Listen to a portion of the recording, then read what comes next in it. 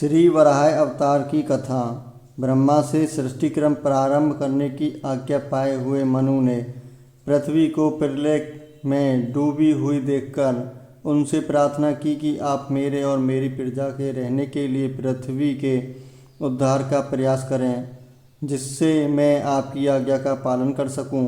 ब्रह्मा जी इस विचार में पड़ गए कि पृथ्वी तो रसातल में चली गई है, इसे कैसे निकाला जाए। वे सर्वशक्तिमान श्री हरि की शरण में गए।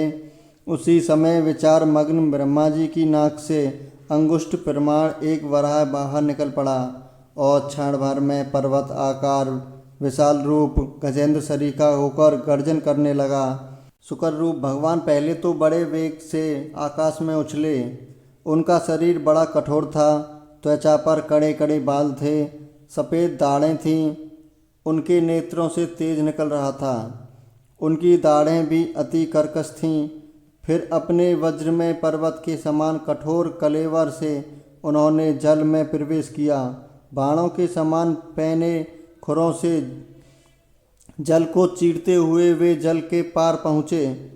रसातल में समस्त जीवों की आश्रयभूता पृथ्वी को उन्होंने वहाँ देखा।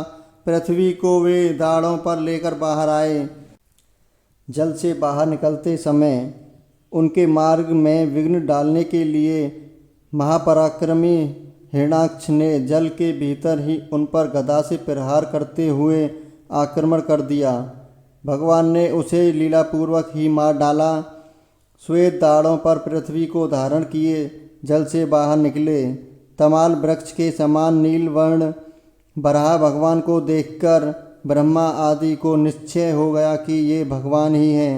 वे सब हाथ जोड़कर स्तुति करने लगे।